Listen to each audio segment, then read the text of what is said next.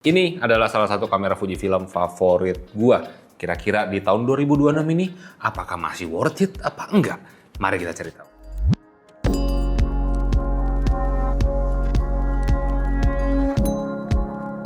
Selamat datang di channel SM Media dengan gua Skavito. Dan di video kali ini gua pengen sharing ke kalian, buat kalian nih yang lagi kepikiran buat beli Fujifilm X-M5 dan bertanya-tanya apakah kamera ini masih worth it di 2026? Gua bisa bilang kamera ini worth it banget. Dan di kenyataannya juga ternyata Fujifilm X-M5 ini adalah salah satu kamera terlarisnya Fujifilm. Kenapa kok orang-orang suka sama kamera ini? Ini dari perspektif gue dulu aja gitu ya. Ini kamera punya ukuran yang compact. Ini salah satu nilai jualnya. Kalau kalian mau bandingin sama iPhone gua gitu ya, ini 15 Pro.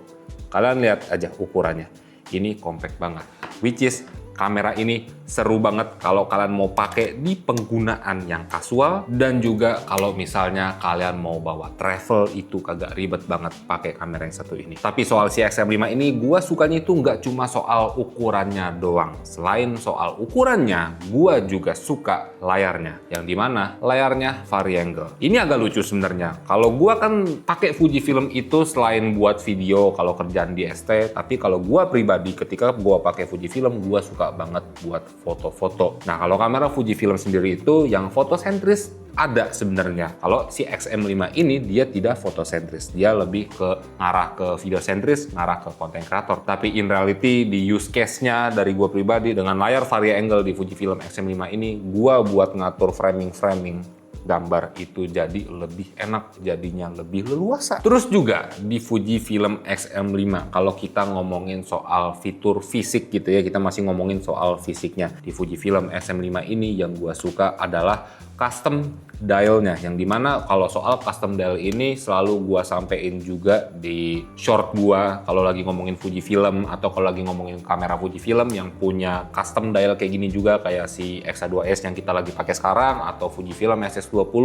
itu kepake banget di workflow gua yang kerjaannya itu ada video, ada foto. Karena dengan si custom dialnya ini ketika gua mau pindah settingan baik foto, baik video itu gua tinggal puter-puter dialnya aja dan itu easy banget jadinya dalam workflow gua gitu ya.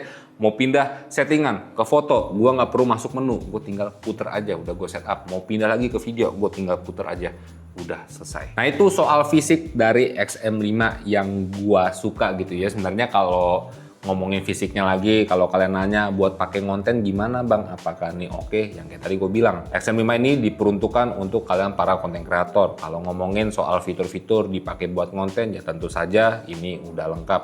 Kayak contohnya mic input itu ada, jack output 3,5 mm itu ada. Yang dimana untuk audio jadinya kalian tidak perlu khawatir, nggak bisa monitoring lah, nggak bisa pakai mic eksternal lah, slow aja. Bisa kok pakai si X-M5 ini. Nah sekarang kalau kita ngomongin soal kualitas gambarnya, apakah kualitas gambar dari Fujifilm X-M5 bisa sebagus itu? Gue bisa bilang iya, tapi ini balik lagi ke preferensi. Karena gue pribadi, gue suka warna film simulation yang ada di Fujifilm karena dia bisa instan menciptakan warna hasil gambar yang bagus itu gampang banget. Mau kalian custom juga kalian bisa custom lagi, tapi kalau buat gue pribadi gue nggak pakai custom segala macem, gue pakai tok ala kadarnya aja. Film simulation yang ada itu hasilnya udah bagus. Dan belum lagi kalau di Fujifilm X-M5 ini untuk film simulationnya Fujifilm sampai yang terbarunya ada di kameranya. Dan buat spesifikasi video yang ada di kamera ini juga sebenarnya gokil banget buat ukurannya karena kamera ini bisa merekam 6.2K open gate. Yap, kalian bisa ngerekam 6,2K open gate di kameranya, yang dimana ketika kalian pakai untuk konten seperti ini horizontal, kalau kalian mau cropping agak dalam atau kalian mau cropping lagi vertikal untuk kebutuhan sosmed gitu ya, itu juga bisa gitu loh. Dan gua jarang pakai jujur aja kalau untuk 6.2K open gate karena dari pengalaman SM Media sendiri ketika kita pakai 4K-nya aja yang ada di Fujifilm itu kita mau pakai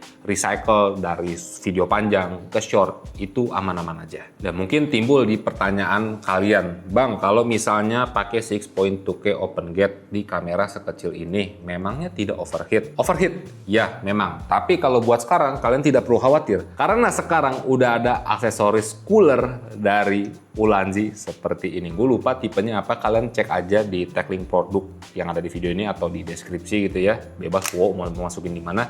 Tapi dengan cooler ini ketika dipasangin di Fujifilm X-M5 Dan ini real ya, nggak gimmick cuma kipas niup doang, enggak, ini beneran dingin. Waktu itu Erwin pernah nge-review dia gitu ya, dipakein thermal, ketika diarahin ke sini itu dinginnya bener-bener dingin gitu loh.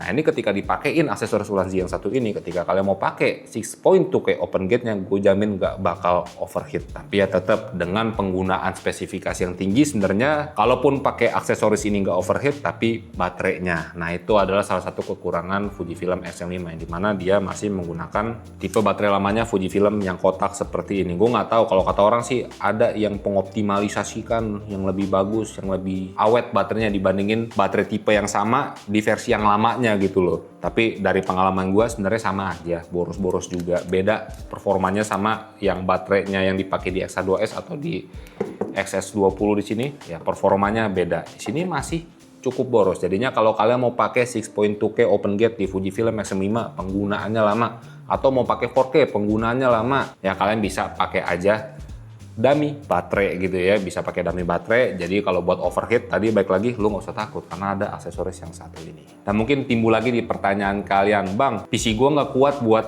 ngedit 6.2K open gate, pakai 4K aja lemot, tapi gue nggak mau pakai Full HD. Solusinya gimana bang?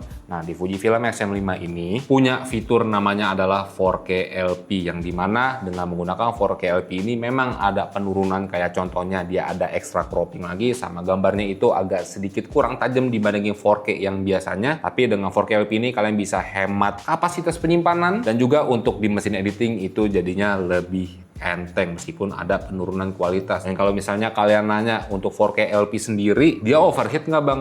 Enggak gitu ya, karena di 4K LP tersebut kalian bisa ngerekam meskipun ada notif overheatnya, karena kita pernah ngetes juga itu, gue bisa ngerekam hampir 1 jam, dia notif overheatnya doang nongol. Tapi kameranya tidak mati karena overheat. Dia mati karena apa? Yes, benar. Karena baterainya boros. Itu buat videonya, gokil memang. Kalau buat fotonya gimana bang? Sebenarnya kalau buat foto dia tidak gimana-gimana, standar aja. Karena di X-M5 ini buat fotonya ya udah ala kadarnya aja, bagus, tetap bagus, tapi dia tidak punya satu fitur yang dedikasi banget buat foto gimana-gimana, enggak. Buat foto menghasilkan gambar yang cakep itu bisa dengan film simulation yang ada juga hasilnya cakep, dengan sensor 26 megapiksel, seingat gua gitu ya. Tolong taruh aja wow, sensornya berapa ukurannya, tapi dia bisa menghasilkan gambar yang cakep. Kalau kalian mau ada extra cropping lagi, itu juga masih bisa. Terus bang, kira-kira apa lagi yang bikin Fujifilm X-M5 ini masih worth it di tahun 2026? Yang udah jelas adalah opsi lensa. Pilihan lensanya itu udah ada banyak banget buat Fujifilm X-Mon. Kayak contohnya di sini kita pasangin sama SG Image gitu ya. Kita pasangin sama SG Image.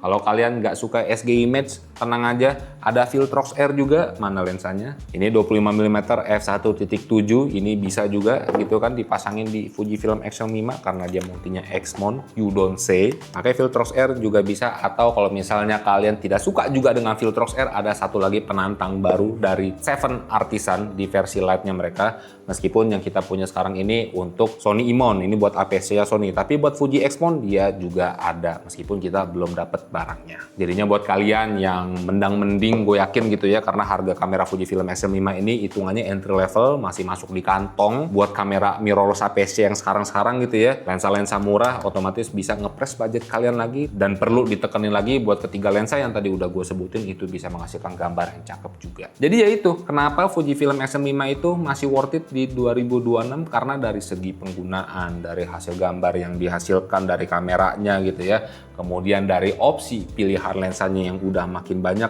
itulah yang tadi gue sebutin yang bikin kameranya jadi makin worth it. Kalau kalian memang mau sikat kamera Fujifilm, mau jadi Fuji fanboy gitu ya, bisa langsung sikat kamera ini. Dan mungkin nggak adil kan kalau misalnya gue ngasih tahu kekurangan cuma tadi soal overheatnya, soal baterainya. Ada nggak kekurangan lagi bang dari Fujifilm X-M5 ini yang harus kita perhatiin? Tentu saja ada. Kekurangan yang pertama mungkin buat kalian yang lebih cenderung ke foto, ketika kalian sikat Fujifilm X-M5 ini, kalian punya satu fitur krusial yang nggak ada di kameranya, yaitu adalah EVF. Dia tidak punya EVF.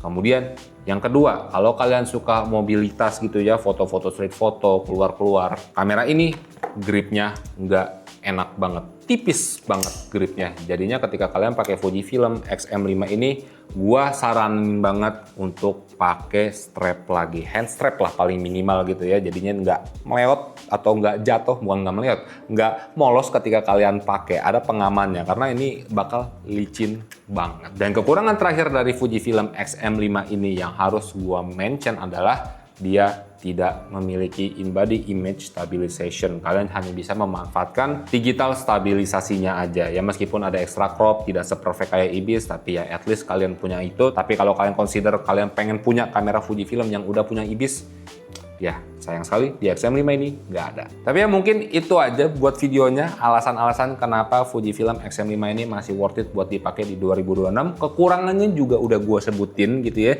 Jadi jangan bilang ST anak emasnya Fujifilm, nggak, kekurangannya udah gue sebutin. Tapi secara keseluruhan kamera ini bisa kalian consider kalau kalian pengen mulai masuk ke ranah Fujifilm dan pengen cari kamera yang entry level yang masih masuk ke budget kalian. X-M5 ini bisa masuk ke wishlist kalian. BTW kalau kalian selama B-roll ngeliatin ada aksesoris di bagian atas, itu apa bang aksesorisnya? Silahkan cek aja tag link produk yang ada di video ini atau silahkan cek aja deskripsi gitu ya. Bisa langsung sikat aja. Mungkin itu aja. Tulis pendapat kalian kalau kalian udah pernah pakai Fujifilm X-M5, ada keluh kesahnya, tulis aja. Kalau kalian mau nanya-nanya lagi soal Fujifilm X-M5, mungkin bakal bantu dijawab sama teman-teman yang lain atau sama gua sendiri. Itu aja dari gua. Di belakang kamera ada Wowo, di sini ada gua, di sini ada X-M5, dan jangan lupa buat berkarya.